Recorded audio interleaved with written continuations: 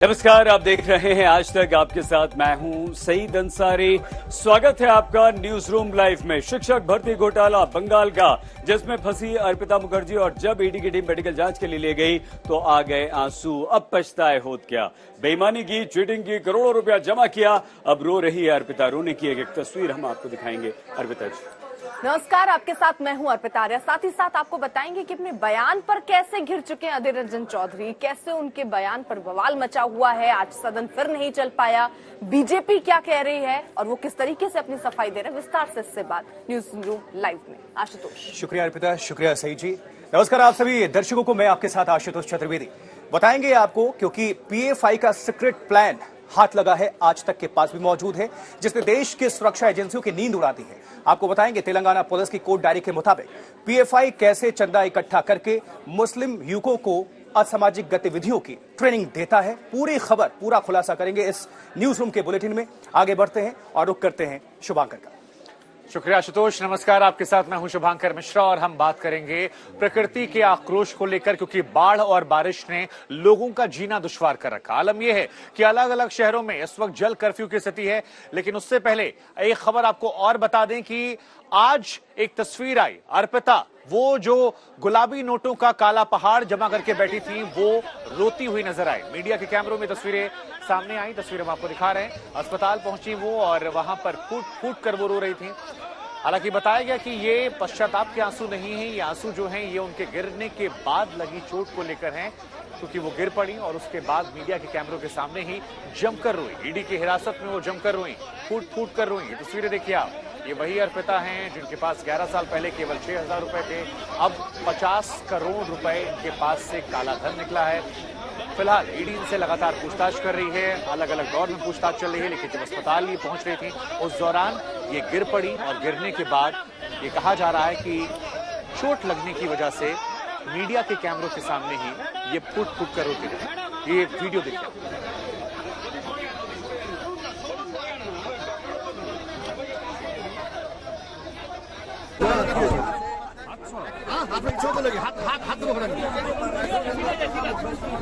Camera काट को छोड़।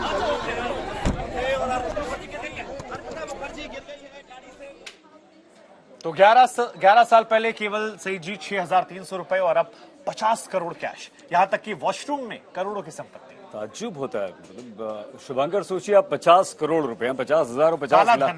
हाँ, 50। और ये पकड़ा गया है। 50,000 50 लाख इकट्ठा करने में पूरी जिंदगी निकल जाती है। बिल्कुल सही। तो अर्पिता के पास से ये पैसा बरामद हुआ।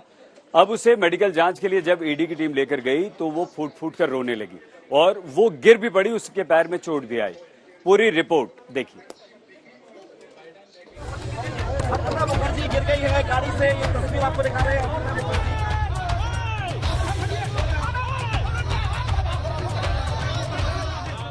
पहले आप पूरी तस्वीर फिर से देखिए, फिर हम आपको पूरी कहानी बताते हैं। हो सकता है दहाड़ मारकर रो रही इस महिला को आपने नहीं पहचाना हो। चलिए हम आपको बताते हैं। ये है अर्पिता मुखर्जी, वही अर्पिता मुखर्जी जो पश्चिम बंगाल के शिक्षक घोटाले की आरोपी है।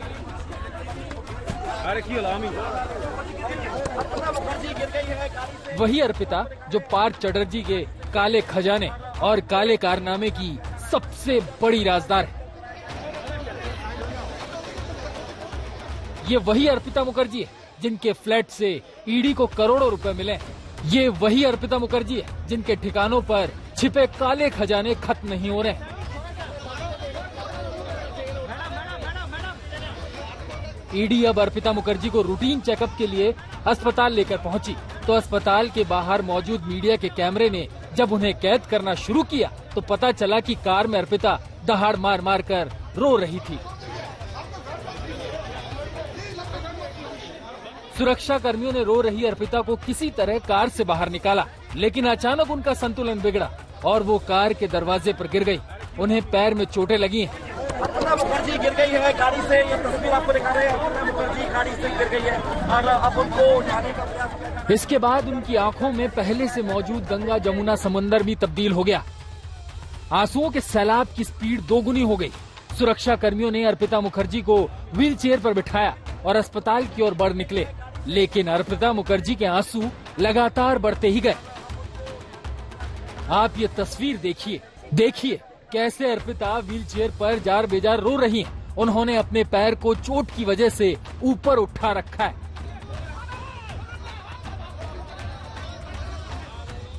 अब ये कहना मुश्किल है कि अर्पिता की आंखों से निकले आंसू पछतावे के हैं या फिर कोई नया प्रपंच। ईडी ने अर्पिता मुखर्जी के 2 फ्लैटों से करीब 50 करोड़ से ज्यादा की नकदी जब्त की है और लाखों की ज्वेलरी भी बरामद की है। एक तरफ जांच एजेंसी शिक्षक भर्ती घोटाले में अर्पिता के कनेक्शन का हिसाब कर रही है, तो दूसरी ओर अर्पिता की आंखों से निकले आंसू बेहिसाब हो रहे हैं।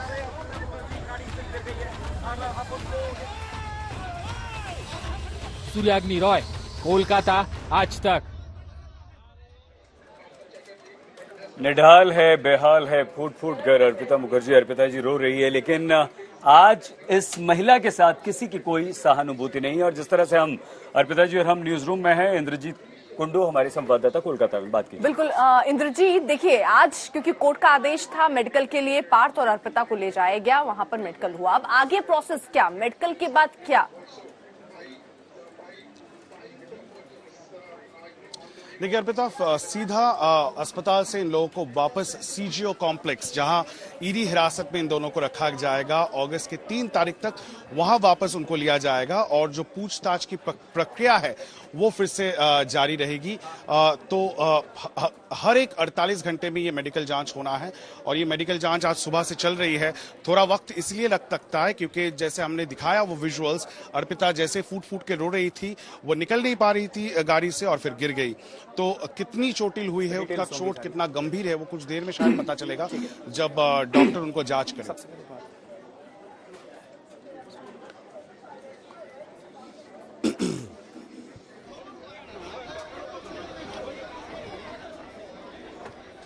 तो इंद्रजीत लगातार हम तक जानकारी देखिए पहुंचा ही रहे हैं। इंद्रजीत, जैसा आपने बताया, लेकिन ये मतलब जिस तरीके से वो ये स्वीकार कर रही है, क्योंकि पहले जिस दिन उनको हिरासत में ले जाया जा रहा था वो बहुत उस समय दृढ़ दिख रही थी कि नहीं हमें फंसाया जा रहा है, लेकिन जैसे जैसे पूछताछ चली उन्होंने ये कबूल कर लिया कि ये सारे पैसे पार्थ चटर्जी के ही थे, जो उनके घर में रखने के लिए उनके घर का इस्तेमाल होता था।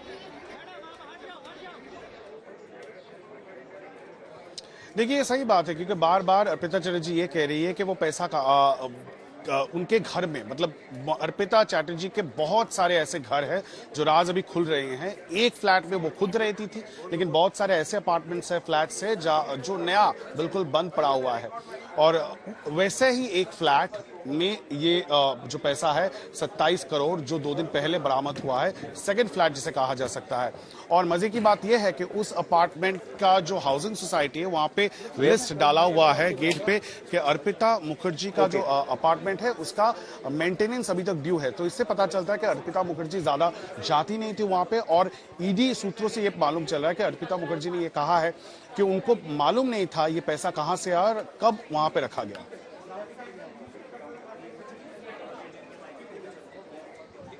बहुत बहुत शुक्रिया इंद्रजीत, इस पूरी खबर पर दर्शकों तक अपडेट साझा करने के लिए। निश्चित तौर पर यह अपने आप में बहुत बड़ा मामला है और इसको लेकर जांच एजेंसियों की कड़ी नजर है और अभी जांच के तार और आगे पहुंचने की पूरी संभावना है। इसी को लेकर सियासी गहमागहमी काफी ज्यादा हो चुकी है। लेकिन सबसे बड़ी बात, अभी तक क्या कुछ बरामद हुआ, आइए आपको हम समझाने की कोशिश करते हैं, क्योंकि आप ये पूरा ग्राफिक्स के माध्यम से हम आपको दिखाते हैं। 4 फ्लैट्स पर छापेमारी हुई है, ईडी का शिकंजा लगातार कसता जा रहा है। देखिए first A tower 2 diamond city Kolkata की अगर बात करें, पहली छापेमारी में आपको देखिए 21 करोड़ 90 लाख रुपए कैश बरामद हुए जो कि जब्त हुए। 404 रॉयल रेजिडेंट चिनार पार्क कोलकाता की बात करें तो यहां तीसरी छापेमारी हुई है। कुछ बरामद फिलहाल नहीं हुआ है, लेकिन कड़ियों को जोड़ा जा रहा है। करप्शन के राज हजार हैं। और देखिए ये सेकेंड ए ब्लॉक 2 क्लब टाउन बेलगोरिया की अगर बात करें, 8A block 5 club town Belgoria की बात करें, 4 फ्लैट्स, ये चौथा फ्लैट है। और यहां देखिए दूसरी छापेमारी हुई, यहां से क्या कुछ बरामद हुआ नजर डालिए। 27 करोड़ रुपए 90 लाख कैश की बरामदगी हुई है और साथ ही कई किलो सोना जब्त हुआ है और इसके साथ 20 सेल फोन्स और डॉक्यूमेंट्स भी जब्त हुए हैं, जिसकी कड़ियों को जोड़ा जा रहा है। अभी तो बहुत कुछ खुलासा होना बाकी है, लेकिन अर्पिता के और कितने राज छुपे हुए हैं आपको स्पेशल रिपोर्ट के माध्यम से पूरी खबर को बताते हैं, आप नजर डालें।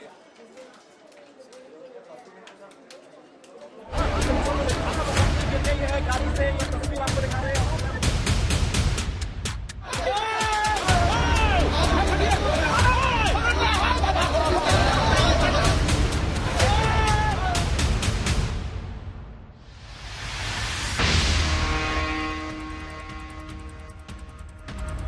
ईडी के पहुंचने से पहले काला चमत्कार।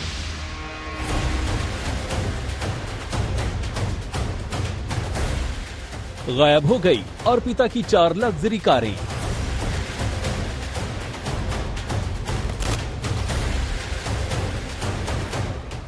अर्पिता के 4 फ्लैटों में घोटाले के राज।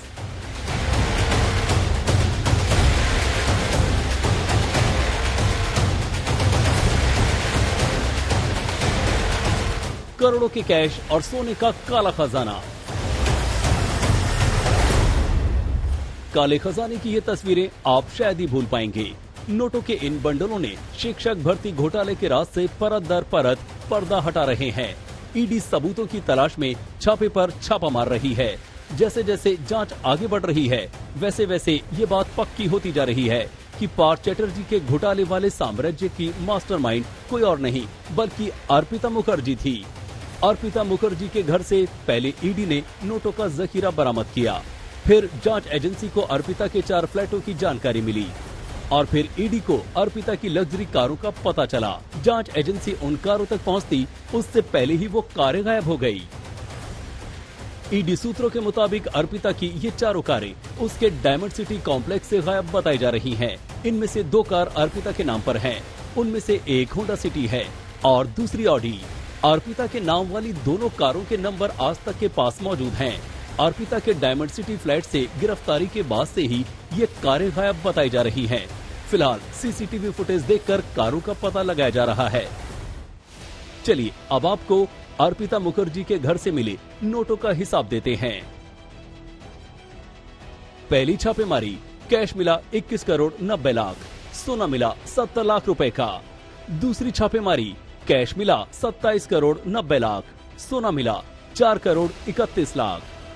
आज तक को मिले इनपुट के मुताबिक इस कैश कांड की सबसे बड़ी राजदार अर्पिता मुखर्जी की जुबान अब खुलने लगी है। उसने धीरे धीरे वो सच उगलना शुरू कर दिया है जो दूध का दूध पानी का पानी कर देगा। शुरुआती पूछताछ के दौरान अर्पिता अपने फ्लैट से बरामद किए हुए पैसे को लेकर डिटेल्स शेयर नहीं कर रही थी। ईडी के अफसरों को वो गुमराह कर रही थी। लेकिन जब दूसरे फ्लैट से कैश बरामद हुए, उसने कहा कि ये पैसा जो है वो पार्थ चैटर्जी का है, लेकिन अपने पास क्यों रखा, ये सच्चाई अभी तक नहीं बताई। पश्चिम बंगाल में शिक्षक घोटाले की जड़ें खंगालने में लगी ईडी फुल एक्शन में है। प्रवर्तन निदेशालय करीब 17 ठिकानों पर छापा मार चुकी है। 1 दर्जन से ज्यादा नए ठिकानों पर छापेमारी की तैयारी है। पार्थ चैटर्जी की 5 महिला मित्र और कई राजदार रडार पर हैं। अर्पिता मुखर्जी और मोनालिसा की फाइल खुल चुकी है, लेकिन 3 और महिला मित्र का नाम सामने आया है। बंगाल में एसएससी स्कैम इन्वेस्टिगेशन जैसे जैसे आगे बढ़ रही है, उसी तरह से पूर्व मंत्री पार्थो चैटर्जी की महिला मित्रों की लिस्ट भी बढ़ती हुई दिख रही है। ईडी को शक है कि जिस तरह से पार्थो चैटर्जी ने अपने मित्र के ठिकाने को चुना है, वो बहुत चालाकी से चुना है। दरअसल पार्थो चैटर्जी के मित्र अर्पिता मुखर्जी हाई प्रोफाइल नहीं है। इस स्कैम से पहले ज्यादातर लोग उसे पहचानते भी नहीं थे और यही कारण है कि उनका घर को चुना गया था। जांच एजेंसी पार्थ चैटर्जी के काले कारनामों का पूरा काला चिट्ठा खोलने में कोई कोर कसर नहीं छोड़ रही। मुमकिन है कि कुछ दिनों में पार्थ चैटर्जी से जुड़ी कुछ और महिलाओं के पास से घोटाले के बड़े सबूत मिलें। लेकिन फिलहाल जांच एजेंसी की जाल में अर्पिता मुखर्जी एक बड़ी मछली है। दिल्ली से मुनीश पांडे, कोलकाता से इंद्रजीत कुंडू, अनुपम मिश्रा के साथ आज तक ब्यूरो। तो भ्रष्टाचार की जो आरोपी हैं, जो काली कमाई की आरोपी हैं, अर्पिता मुखर्जी आज दाढ़ी मारकर रो रही हैं। पहले ये भय होता, पहले ये डर होता, तो आज दिन उन्हें ये देखने नहीं पड़ती। शुभांकर, अब देखिए अर्पिता अगर बली मछली है तो फिर कितने मगरमच्छ हैं जो इनके ऊपर हैं, क्योंकि एक का नाम सामने तो आ गया पार्थ का, लेकिन और भी खबरें सामने आ रही हैं। इधर तस्वीरें हम आपको दिखा रहे हैं, अर्पिता बार बार रो रही हैं यहाँ पर, लेकिन फिलहाल पुलिस प्रशासन, ईडी जो है वो लगातार ईडी दबिश देती जा रही है। अर्पिता के अलग अलग ठिकानों को लगातार वो खंगाल रही है। और हमारे सहयोगी सूर्याग्नि इस वक्त इस काफिले के पीछे हैं। सूर्याग्नि, जरा बताइए, आज अर्पिता को हमने रोते हुए देखा, लेकिन फिलहाल जहां पर आप मौजूद हैं वहां से क्या तस्वीरें निकल कर आ रही हैं? क्या कुछ निकला मेडिकल में?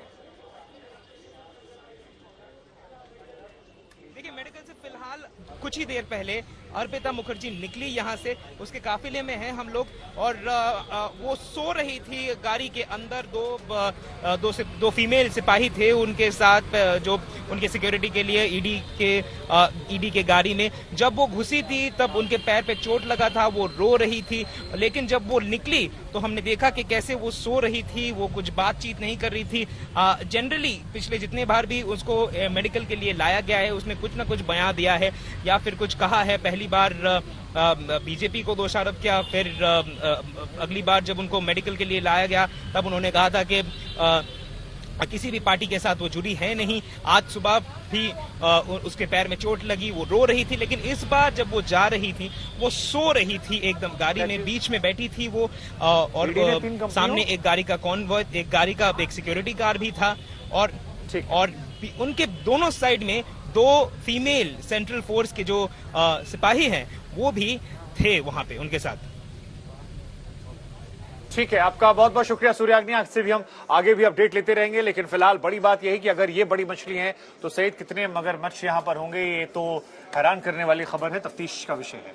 शुभंकर, आप बिल्कुल ठीक कह रहे हैं, और कई सारी कंपनीज भी हैं। बड़ी खबर एक और बता दें अपने दर्शकों को, इस समय ईडी ने अर्पिता मुखर्जी की 3 कंपनियों की जांच शुरू कर दी है। अर्पिता की इन कंपनियों में क्या काम होता था, किसका पैसा लगा हुआ था, कितना काला धन लगा था, कौन वो लोग हैं जो अर्पिता के साथ इन तीनों कंपनियों में डायरेक्टर हैं, क्योंकि अर्पिता इन तीनों कंपनियों के डायरेक्टर हैं। कल्याणी सॉल्वेंट्स एक ये कंपनी, इसके अलावा 2 और। मुनीश पांडे सीधे हमारे संवाददाता मुनीश के पास आपको लिए चलते हैं। मुनीश, किस तरह की ये कंपनीज थी, डायरेक्टर के अलावा क्या अर्पिता का रोल था, किसका पैसा लगा हुआ था, और इस जांच से कितना और फंसेगी अर्पिता? जी बिल्कुल सही। सबसे पहले हम बता दूं कि आज तक के हाथ वो एक्सक्लूसिव दस्तावेज लगे हुए हैं, और ये 3 कंपनियां हैं जो अर्पिता मुखर्जी से जुड़ी हुई हैं। अब ये कंपनियां इसके लिए महत्वपूर्ण हो जाती हैं क्योंकि साल 2010-11 के करीब में अर्पिता मुखर्जी और पार्था चैटर्जी के बीच में बातचीत शुरू हुई थी, और साल 2011 में पहली बार ऐसा था कि अर्पिता मुखर्जी एक कंपनी की डायरेक्टर बनती हैं। उसी साल में एक वो दूसरी कंपनी की डायरेक्टर बन जाती हैं, और साल 2014 में वो एक और कंपनी इच्छे एंटरटेनमेंट प्राइवेट लिमिटेड की डायरेक्टर बन जाती हैं। जब ईडी ने इस मामले में जांच शुरू की तो पता चला कि ये कंपनियां दरअसल फर्जी कंपनी है, जिसको शेल कंपनी कहा जाता है, इस तरह के आरोप लगाए। उसके बाद ईडी का ये दावा इस वक्त है कि इन कंपनियों के जरिए कई प्रॉपर्टीज खरीदी गई थी। एक प्रॉपर्टीज के डॉक्यूमेंट आज तक की बात लगे हुए हैं, जिसमें कि साल 2022 में अर्पिता मुखर्जी की जो इच्छे एंटरटेनमेंट प्राइवेट लिमिटेड है, उसने 74 लाख रुपए में एक कंपनी कोलकाता में खरीदी, एक फ्लैट कोलकाता में खरीदा, माफ करिएगा। उसके अलावा ईडी को यह भी शक है कि जो पार्था चैटर्जी का काला धन था, जो वो टीचर्स भर्ती में काला धन आ रहा था, अर्पिता मुखर्जी अपनी कंपनीज के जरिए काले धन को व्हाइट मनी में कन्वर्ट करी थी। तो कहीं ना कहीं एक बड़ी खबर इस वक्त निकल कर आ रही है। सही, बहुत धन्यवाद मुनीश। मुनीश पांडे हमारे संवाददाता जानकारी दे रहे थे। 3 कंपनीज हैं अर्पिता मुखर्जी की, जिसमें वो डायरेक्टर हैं। अब उनकी जांच ईडी कर रही है। अर्पिता मुखर्जी के घर से 50 करोड़ कैश, करोड़ों रुपए का सोना, 3 फ्लैट की जांच पूरी हो चुकी है। 4 फ्लैट्स का पता चल चुका है, 1 में और छानबीन करेगी ईडी। मतलब जैसे जैसे जांच आगे बढ़ रही है, अर्पिता की अकूत धन संपदा का पता चलता जा रहा है।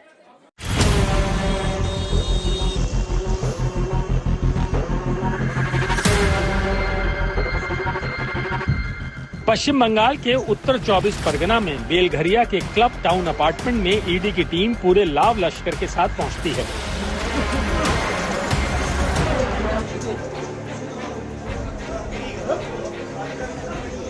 क्योंकि ईडी के पास सॉलिड इनपुट रहता है कि पार्थ चैटर्जी और उनकी करीबी अर्पिता मुखर्जी ने क्लब टाउन अपार्टमेंट के फ्लैट में काला खजाना छुपा कर रखा है। दंदराते हुए ईडी की टीम अपार्टमेंट में दाखिल होती है, लेकिन जैसे ही अर्पिता के फ्लैट के सामने ईडी पहुंचती है, वहां सीन कुछ और ही होता है। जी हां, क्लब टाउन अपार्टमेंट के 8वें फ्लोर का फ्लैट नंबर 8A लॉक मिलता है। अब ईडी को लगता है कि कहीं ऐसा तो नहीं कि उसे रॉन्ग इन्फॉर्मेशन यानी गलत जानकारी मिली है। ईडी की टीम एक बार सोचती है कि क्या बंद फ्लैट में अर्पिता का काला खजाना मिलेगा। पहले बंद फ्लैट की चाबी से खोलने की कोशिश की जाती है। कई चाबियां ट्राई की जाती हैं, लेकिन फ्लैट का लॉक नहीं खुलता। इसके बाद फ्लैट का ताला तोड़ा जाता है।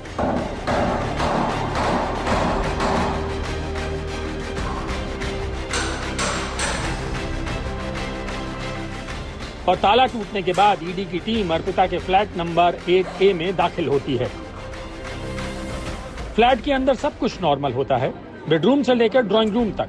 अब ईडी का दिमाग घूमता है, आखिर अर्पिता और पार्थ ने मिलकर खजाना कहां छुपाया होगा।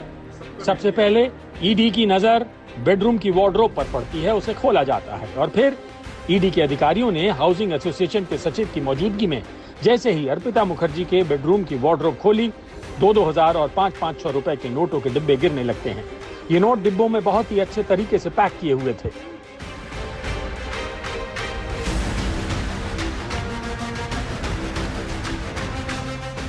आप तस्वीरों में देख सकते हैं नोटों के ये बंडल जो अर्पिता के फ्लैट के बेडरूम की वार्डरोब से निकले हैं।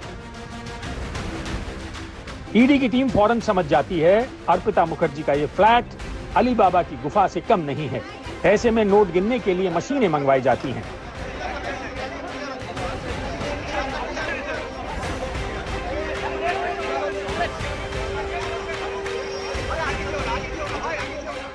फ्लैट की अलमारियों से भी कैश के बैग मिलते हैं।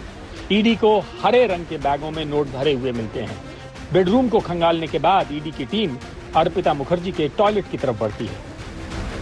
अब आप भी सोच रहे होंगे क्या कोई टॉयलेट में भी पैसा छुपा कर रखता है, लेकिन ईडी के दिमाग ने सही काम किया। जैसे ही अर्पिता मुखर्जी के टॉयलेट को खंगाला गया तो टॉयलेट के अंदर बनी कैबिनेट पर ईडी की नजर जाती है और जैसे ही टॉयलेट की ये कैबिनेट खोली जाती है तो उसके अंदर लॉकर दिखाई देता है।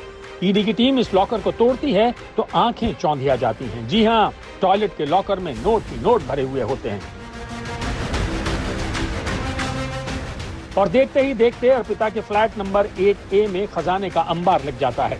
आप तस्वीरों में देख सकते हैं कैश ही कैश।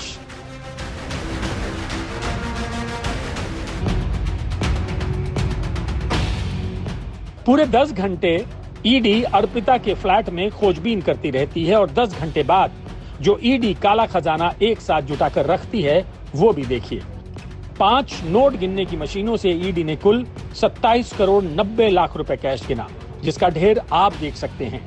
6 किलो सोना, आधा किलो के सोने के 6 कंगन, 3 किलो सोने के बिस्किट, इन सबको मिलाकर अर्पिता के फ्लैट से कुल 28 करोड़ 90 लाख रुपए का काला खजाना मिलता है। उत्तर 24 परगना से ऋतिक मंडल के साथ मुनीश पांडे, दिल्ली, आज तक। लेकिन सियासी वार पलटवार की अगर बात कर लें वो भी जरूरी है, क्योंकि इस पूरे मामले को लेकर, पूरे प्रकरण को लेकर क्या कुछ किसने कहा, किसकी क्या प्रतिक्रिया है, सुनना जरूरी है। तो आइए आपको हम सुनवाते हैं। यहाँ पर पैसे का अंबार, पहाड़ के पहाड़ नोटों के निकल रहे हैं। वहां पर ममता बनर्जी जी जैसी जो मुख्यमंत्री हैं वो एकदम चुप बैठी है, एकदम शांत है, कोई उन्होंने आवाज नहीं निकाली। शिक्षक भर्ती के बाद जो इनके अमाउंट है वो अमाउंट 50 करोड़ अगर अर्पिता जैसी महिला के पास निकल सकता है तो आप सोचिए कि हम तो यही कहेंगे कि ईडी जो है इसकी अच्छे से जांच करे। What action has other political parties taken? BJP has got no right to point fingers of Trinamool. BJP, you talk about Partha Chatterjee. What happened with Bharti Ghosh? Heaps of cash and tons of money were recovered from her place. She has now been rewarded as a national executive member in BJP. So BJP should be the last one to talk about honesty. BJP should be the last one to talk about corruption. BJP should be the last one to talk about ethics. मंत्री का एक IPS officer जो उनके सारा cyber वगैरह देखते हैं, उनके ऊपर जो एसआईटी का हेड थे और शारदा जो मामला को जिन्होंने पूरा पेचीदा बना दिया, उन पर जब सीबीआई इंक्वायरी उनको बार बार बुलाने पर नहीं आए तो उनके घर जा रहे थे 12 ऑफिसर सीबीआई के। उसके पहले ममता बनर्जी पहुंच गई वहां, उल्टा थाना से बुला करके उन सारे अफसर को अरेस्ट करके थाने में ले गए। उनके 4 मंत्री और एमएलए को ले गए निजाम पैलेस पूछताछ के लिए सीबीआई, तो वहां जाकर धरना दी, सैकड़ों लोगों को बुलाकर ईंटा पत्थर मारने लगी। वो कभी पीछे नहीं हटती है, लेकिन आज ऐसी परिस्थिति बनी है, मुंह छुपाने के लिए जगह नहीं है, तो मजबूरन करना पड़ रहा है। Everyone has been consulted, thoroughly deliberated, and we have reached a consensus. It's a unanimous decision that if anyone is accused or anyone is involved in any irregularity, Trinamool will not spare. तो एक दुखद हादसा, लेकिन सईद हादसे से बड़ा सवाल कि क्या MiG-21 जो है ये हादसों का विमान हो गया, क्योंकि आए दिन MiG-21 में ऐसे हादसे हो रहे हैं। शुभंकर, बहुत महत्वपूर्ण बात आप कह रहे हैं। तो सुनील जी भट्ट हमारे संवाददाता के पास आपको सीधे लिए चलते हैं। सुनील, यही प्रश्न जो शुभंकर पूछ रहे हैं यही परिवार के लोग भी उठा रहे हैं और यही बहुत सारे लोग उठाते हैं। क्या हुआ आखिर?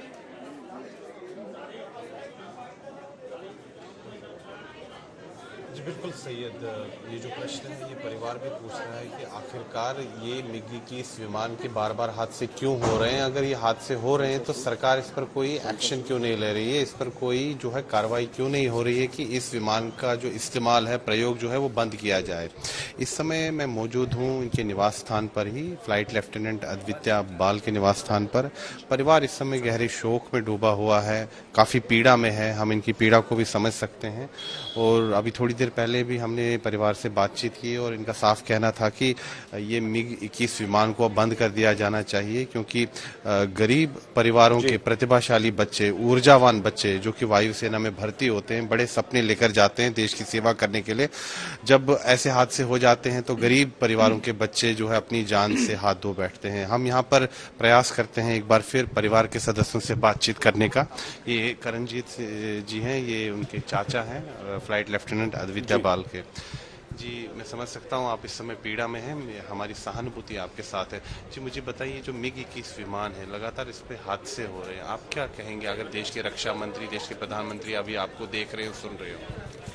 सर मैं यही अपील करूंगा भारत सरकार से, चाहे वो डिफेंस मिनिस्टर राजनाथ सिंह है, चाहे आदरणीय प्रधानमंत्री नरेंद्र मोदी जी हैं, मत गरीब के बच्चों की जान लो सर, बस करो सर, एक MiG-21 सर बंद करो।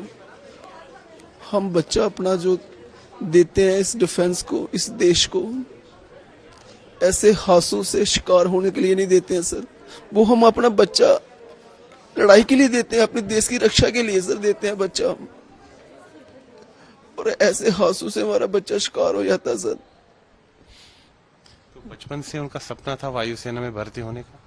जी सर, वो बचपन में, क्योंकि हमारा परिवार सारा डिफेंस से बिलोंग करता है सर, तो वो जब भी वो देखता था तो बोलता था चाचा जी मैं भी डिफेंस में जाना चाहता हूँ, और एक दिन मैं ऐसा करूँगा कि आप लोगों को मेरे पे फख्र होगा कि आज पूरे गांव को, पूरे परिवार को, हम और पूरी हमारी जम्मू डिस्ट्रिक्ट को। सुनील, हम आपको रोक रहे हैं, हम दोबारा आपके पास आएंगे, पूरी रिपोर्ट भी दिखाएंगे, लेकिन चचेरे भाई से भी बात की है हमारे संवाददाता ने। प्रशांत बल। आप उनके चचेरे भाई? ताऊ जी का बेटा उनका। ताऊ जी का बेटा। तो आखिरी बार आपकी उनसे कब बातचीत हुई थी? काफी देर हो गया सर, 7-8 दिन हो गए थे। हाँ, उसका बर्थडे था 16 जुलाई को। हाँ, उसका बर्थडे था। उस दिन फिर फोन पर बातचीत हुई? फोन कर रहा था, उसका बंद आ रहा था, बोलता इंस्पेक्शन चल रही है, ऑफिसर आए हुए हैं तो इंस्पेक्शन चल रही है, तो फोन उसका बंद था। तो मैं भी साइड पे था तब, तो फोन उसका ऑफ था, फिर मैंने भी नहीं किया। उसके बाद शाम तक उसका ऑफ रहा, फिर मैंने उसका स्टेटस डाला हुआ था इंस्टा पे, तो उसने उस पर देखा, तो वहाँ से उसने रिप्लाई किया कि थैंक यू बेगा भैया, कि ये ऐसा ऐसा था कि फ़ोन ऑफ था, इसलिए आपको, फिर मैं बैक कॉल नहीं कर पाया। आपको पता ही है बिजी शेड्यूल चल रहा है मेरा बड़ा ज़्यादा। तो अभी वायुसेना में कब 2014 में भर्ती हुए थे? 2014 में मैं कमीशन हुआ था एज ए फ्लाइंग लेफ्टिनेंट के लिए। हाँ, एनडीए एग्जाम पास किया। हाँ, अभी वो फ्लाइंग ऑफिसर था, पहले वो फ्लाइंग लेफ्टिनेंट था, अब वो फ्लाइंग ऑफिसर था। हाँ, चूंकि आप एक ही घर में रहते हैं, संयुक्त परिवार है, जॉइंट फैमिली है, तो काफी यादें होंगी। क्या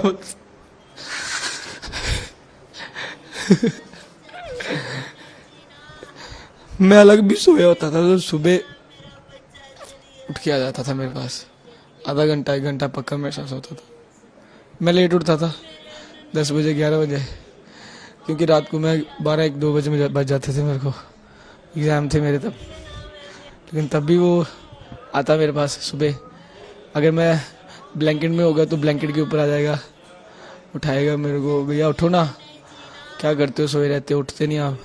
MiG-21 वायुसेना का विमान अब हादसों की पहचान बनता जा रहा है, लेकिन हम आपको सुनाते हैं कि इस हादसे में जो शहीद है उनके भाई का क्या कुछ कहना है, जरा सुनिए आप। उनको क्या करना है, कैजुअलिटी पे कैजुअलिटी हो रही है। क्या उनको नहीं दिखते कि किनके माँ के बेटे मर रहे हैं? कितनी कैजुअलिटी होंगी सर? आपको कितने MiG-20 पे कैजुअलिटी हुई हैं? आप भी तो रिपोर्टर हो, आपको भी तो पता होगा। जो हर्षित सिन्हा, उसकी छोटी सी बच्ची है, वो क्या बनेगा उसका?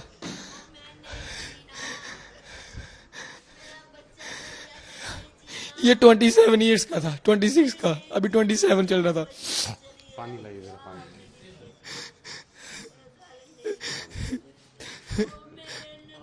लो, पानी पी लीजिए।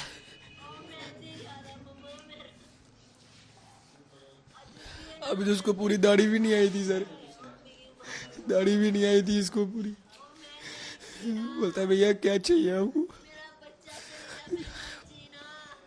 ये कोई भी नई टी शर्ट आती है वहाँ पे नई प्रिंट में, तो फोटो क्लिक करके भेजेगा, भैया ये प्रिंट आया नया, इसमें MiG-21 बना हुआ है, इसमें स्काई बना हुआ है, इसमें तेजस बना हुआ है, ये चाहिए आपको? बचपन से वो चाहते थे वायुसेना में? हाँ, उसका एक पैशन था, इसका जुनून था इस चीज़ के लिए। वो बचपन से ये बोलता था कि भैया मैं बड़ा हो गया जहाज उड़ाऊंगा। और उसको ये नहीं है कि उस चीज़ के लिए, वो उस चीज़ में घुस चुका था पूरा, तब से ही पूरा इन्वॉल्व हो चुका था कि मेरे को वो चीज़ करनी है। वो कभी नहीं रोया सर, कभी नहीं रोया। जिस दिन वो कमीशन वाला, जिस दिन उसको विंग लगा, उस दिन रोया वो सर। उस दिन इतना रोया, बोलता मेरी 12 साल की तपस्या पूरी हो गई है। आज सर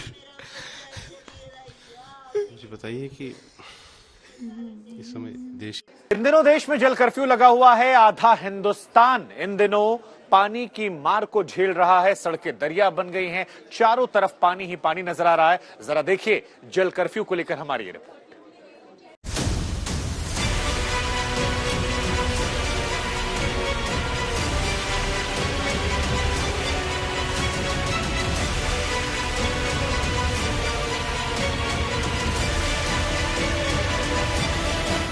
सुनिए शिवराज मामा, और देखिए भी कैसे हरदा में जान हथेली पर रखकर स्कूल जा रहे हैं नौनिहाल।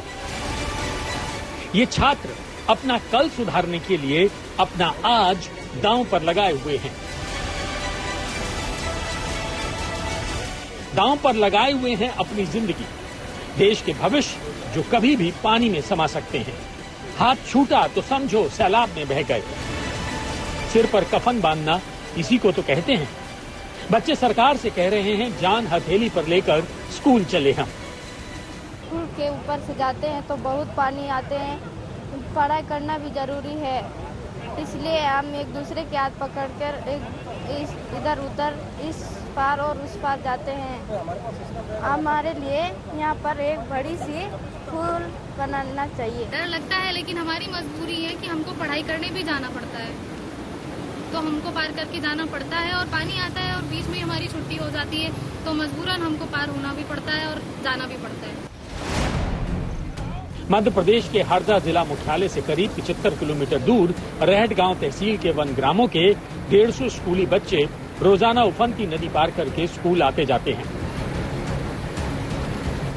यहाँ की स्थिति बहुत ही बेकार स्थिति है अभी यहाँ की, और हम लोग देख रहे हैं यहाँ पे लगातार लोगों का आवागमन भी पूरी तरह से ब्लॉक रहता है। जैसे जैसे बारिश होती है वैसे ये पहाड़ी क्षेत्र है और वाटर लेवल जैसे बढ़ता है यहाँ पे वाटर फ्लो बिल्कुल एकदम से बढ़ता है, और यहाँ पे बिल्कुल भी रफ्ते वगैरह छोटे हैं। हम चाहते हैं यहाँ पे बड़ा ब्रिज बने, और बच्चों को सबसे ज़्यादा तो बच्चे यहाँ से प्रभावित होते हैं, और ये पूरा क्षेत्र जो है प्रभावित 10-15 गाँव ऐसे हैं यहाँ पे की बिल्कुल पूरी तरह से प्रभावित है। इस बारे में डीएफओ साहब कह रहे हैं कि बच्चे और माता पिता सावधानी बरतें, लेकिन वन विभाग के पास पुल बनाने के लिए कोई बजट नहीं है। हैरानी की बात है कि अगर सरकार के पास ऐसी जगह पुल बनवाने के पैसे नहीं हैं, तो फिर किस बात का विकास और कैसे पढ़ेंगे और बढ़ेंगी बेटियां। अब राजस्थान के जोधपुर में देखिए कैसे सैलाब ने सड़कों पर कब्जा कर रखा है। बारिश के बाद मुख्यमंत्री अशोक गहलोत के गृह जिले में कैसे बाढ़ का कहर बरपा है। न्यू रूपनगर इलाके में सैलाब से निपटने के लिए सेना के जवानों ने मोर्चा संभाल लिया है। देखिए कैसे सेना के जवान नाव के जरिए लोगों का रेस्क्यू कर रहे हैं। इस वक्त खड़ा हूं राजस्थान के मुख्यमंत्री अशोक गहलोत के गृहनगर जोधपुर और वहीं उन्हीं की विधानसभा सरदारपुरा का एक बीजेस कॉलोनी है जहां का न्यू रूपनगर है। आप देख सकते हैं कि यहां पर तकरीबन 30 से 40 ऐसे मकान हैं जो 4 से 5 फीट तक उसमें पानी है और तकरीबन 3 दिन हो चुके हैं कि जो ये लोग पानी में बाहर भी नहीं आ पा रहे हैं। अब यहाँ खड़ी नीले रंग की इस कार को देखिए। 3 दिन से ये लग्जरी कार अब अंदर से कबाड़ बन चुकी है। इलाके में 4 दिन से बिजली गुल है। पौष इलाके में लोगों के घरों के अंदर पानी भर चुका है। अब समझ नहीं आ रहा अब क्या खाएंगे, कैसे कटेंगे दिन। जोधपुर के लोहावट कस्बे में इतनी बारिश हुई कि रेलवे पटरियां भी हवा में झूलती नजर आईं। लगातार बारिश के बाद पटरियों के नीचे से गिट्टी और मिट्टी बह गई। गनीमत रही कि ऐसी हालत में कोई गाड़ी नहीं गुजरी। सवाई माधोपुर जिले के गंगापुर में अंडरपास में बारिश का पानी भरने से लोगों का निकलना दूभर हो गया। कोई दीवार पर चढ़कर कीचड़ से बचने की कोशिश कर रहा है तो कोई बाइक में पैर ऊपर करके निकल रहा है।